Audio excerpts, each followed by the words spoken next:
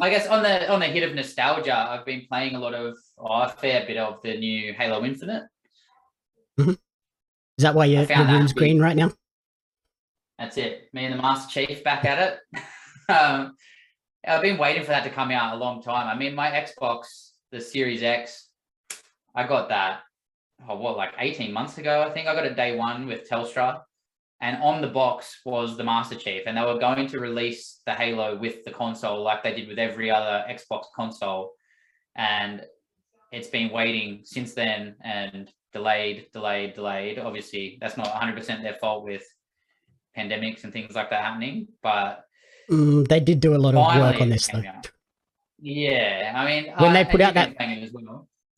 Yeah, when they put out that launch trailer to say, hey, this is coming with the Xbox Series X, there was a lot of backlash on that trailer, and I think they realized we're coming in hot here. We need to take extra time and make sure this hits and hits hard, because if this comes out and is critically panned immediately, we could kill Halo as a franchise, because the last two haven't been received all that well. No, yeah, and to be fair, I'm one of those people. Like, I had a really great relationship with Halo when it first came out. I mean, the first Xbox I ever bought, like the original Xbox, was because of Combat Evolved, the first one, and played that, and that was before the multiplayer was really available, and played it on all the different levels, and then went into Halo 2 and onwards and upwards. And then once it started to get to those sort of newer levels of Halo and ODST and Reach and all those things, they started to kill it. Like Halo 5 was kind of rubbish. And now I feel like at least they've taken the time, you're right, and brought out something that you could be proud of. And the nostalgia is one of the big things again for me that comes back. The story, I think, is very, very old school Halo. Like even the map that you're cruising around and things like that, I find it very old school Halo. I think it's kind of predictable in terms of the actual storyline, or I guess a bit overdone. I think I want to be into it, but I still find myself skipping a lot of the cinematics because there's just so much to watch. And all I want to do is be back at it, shooting the grunts and hearing them have their little funny one-liners as this massive Spartan runs towards them. Yeah, there's a lot of lore in this game. Like you're saying, I think 1, 2, and 3 I loved. 4 was 5 I don't even remember it, so that's not a great sign. And yeah, ODST and Reach I hated. So yeah, it is nice to have a good Halo back. What did you think of them doing the sort of split multiplayer, single player release?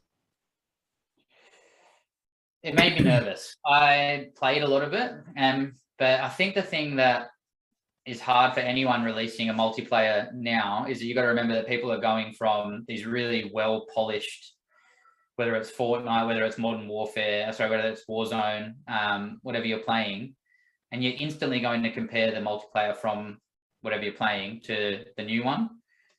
It took a little bit of getting used to go back to the kind of space-like vibe and the different gameplay style of the multiplayer on Halo. But they came in really half-cooked. We loved it. We were all playing it together for probably a week. But once that nostalgia wore off, it was kind of just, you wish they had different game modes, or they'd get you trapped in game modes that you didn't want to play. If you only wanted to play Slayer, you just can't, because they're going to mix you around with all sorts of things. So it was a great way to show off the new graphics, which I think are phenomenal. Their new hit marker system, I think, is great. I love a lot of the new weapons. I think are awesome. I like that they've done the skins the way that they do the skins, where you can actually see what team somebody is on without having to have them completely blue or completely red, and you can actually have a bit of customization within that. The only thing that worried me about that was that they just didn't have the maps there, and they didn't have the customization of the game modes that you wanted to play. So, I mean, it looks like they're releasing more. I know that they're bringing out SWAT and they're bringing out Fiesta and free-for-all, things like that, and they're updating it as they go. I think that my concern is they're going for a vibe of the old school Halo, which I think is great, where it's very much based off the single player and the multiplayer as an add-on to that. Yep. My only concern for them, which isn't a big one, because I think the story holds its own. I think the single player campaign, as far as I've played, holds its own. My only concern for that is I think the way the games are released now, it's much more the multiplayer is the most important thing, and then the story comes in under that, where I think they're still going the old school version of story first, multiplayer second. Yep. Yeah, I did see that they have now added like Team Slayer and everything in there as well. So thankfully, that was my big issue with the multiplayer as well. Like, I'm not a big fan of the objective-based games. And when it first came out, that was literally the only thing you could play mixed in with Slayer. And I played, like you said, about a week, and I didn't play a single just straight up Slayer game. I got Oddball, I got Capture the Flag, I got everything but just straight Slayer. And I was like, I just want to run around and shoot people. Yeah, it is nice for them to come back to their ranking system. I've enjoyed that. They've always had a really good, clear ranking system where you can see that you're coming up against people that are at your level and you're trying to move through it. I was hopeful that two things would happen that didn't. I was hoping, number one, I feel like if they're going for that nostalgia vibe, just release it with that Blood Gulch map and people will be instantly happy. I really hope that's something that they bring out, because everyone that's playing it now, or most people that are playing it now, have had a real run of playing it as kids and coming up with it and wanting to play that. And I'm interested to see if they can find a way to put any type of battle royale into it, because now I think the way that multiplayer is, that's the real best way to play those games. I enjoy them the most in battle royale. I can't see how they'll do it, but I would love to see them have a go. Well, I guess with the map they have in single player, that's just like this big open world, it would make sense for there to be a spin-off battle royale on that map. Yeah, I mean, they could do it. I guess it's gonna, like everything with this Halo, that's probably just gonna take a lot of time. Yeah, it's just going to come out sort of very piecemeal. Another thing I didn't like with the multiplayer was like that progression system was very slow in that first couple of weeks. Yeah. It felt like you played forever and went nowhere. Whereas I think they've made some adjustments to that, and it's a little bit better now, but still not great.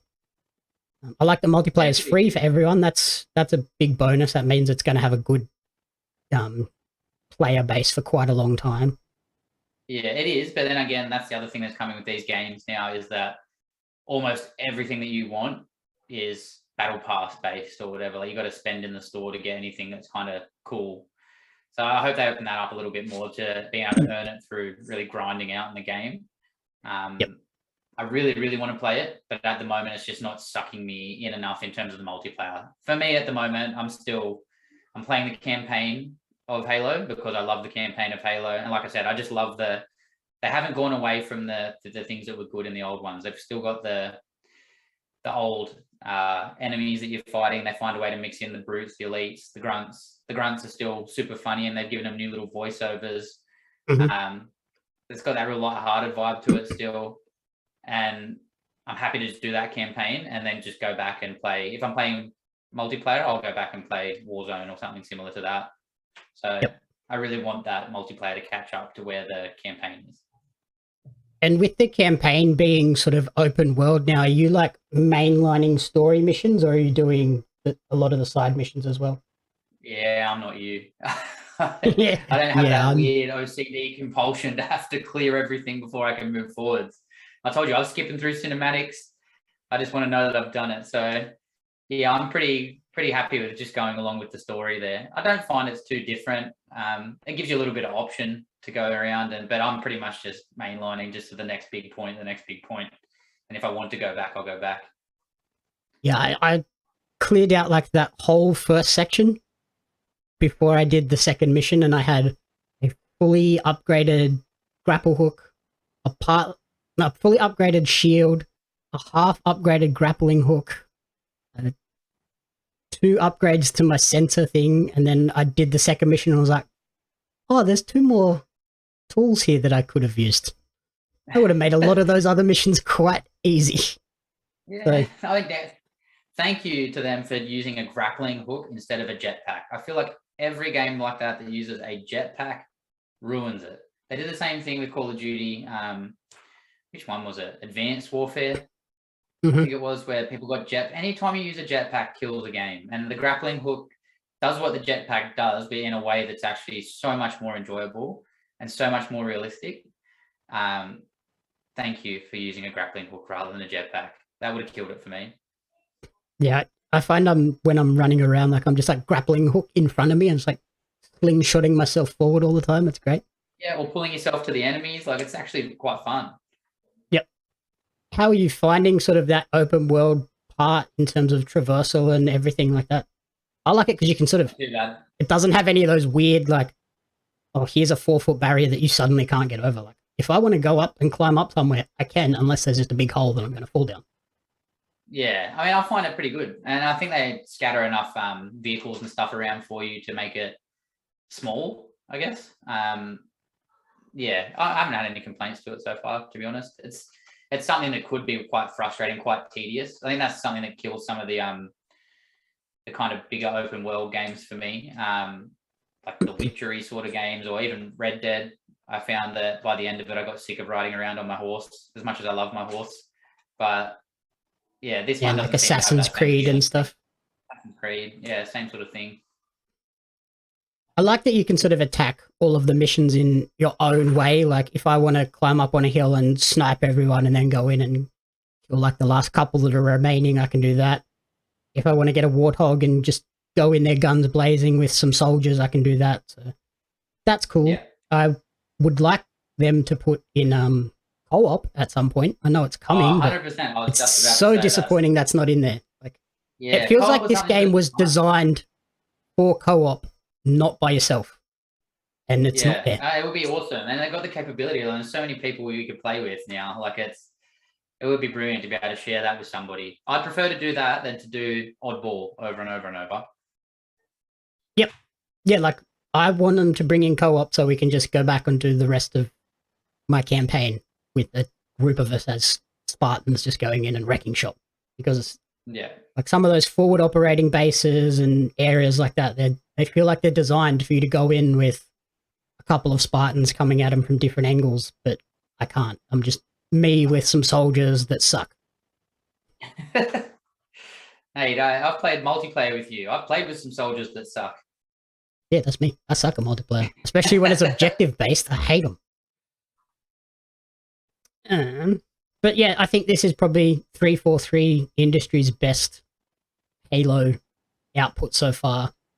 Out of the 12 Halo games they've made, I didn't realize they'd made so many. Yeah, They've made crazy. 12 Halo games, but only 3 in the mainline series. They did 4, 5, and now Infinite. And then they did I think this is going to Reach, be one of the ones that doesn't ODST, get all the other weird ones.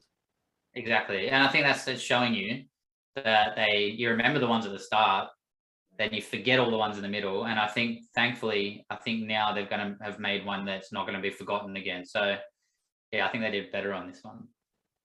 Yeah, I hope they support this one for a long time. Like with that name Infinite, like it feels like this should be one that they just keep adding content to and updating and stuff like that. So I hope that's what. And that's the good thing about the ones now.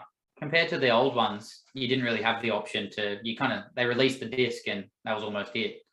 So at least now they can listen to that user input and the feedback that they get, and hopefully modify things and make it better and continue to change things and keep it going.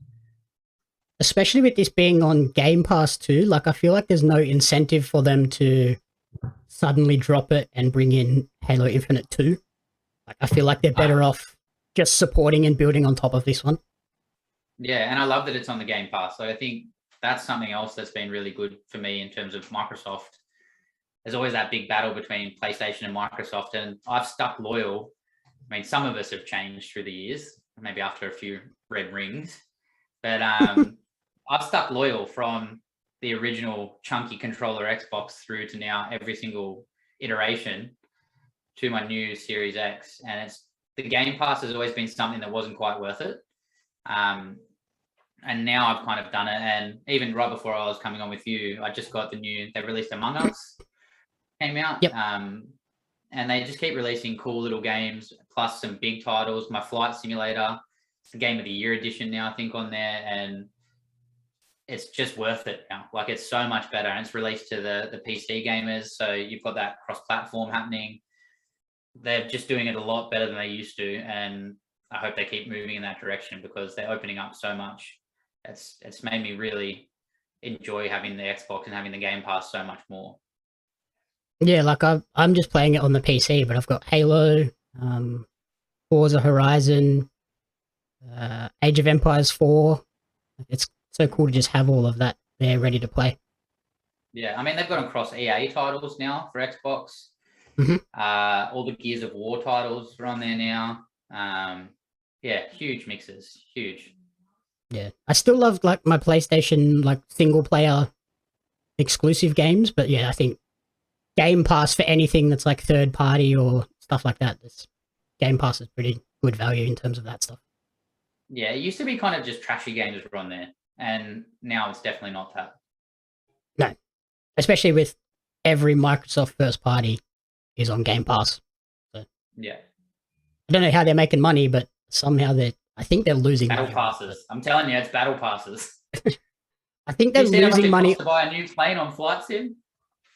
No, like $30. Yeah, keep going sometimes. The downloadable content is super expensive. That's how they get you. Yeah, I think they're losing money on Game Pass as a service in itself, but they're probably making up for it in that. And then Microsoft, with all their cloud stuff, is making boatloads of cash over on that side of the business. So they're never going to be worried about going broke anytime soon.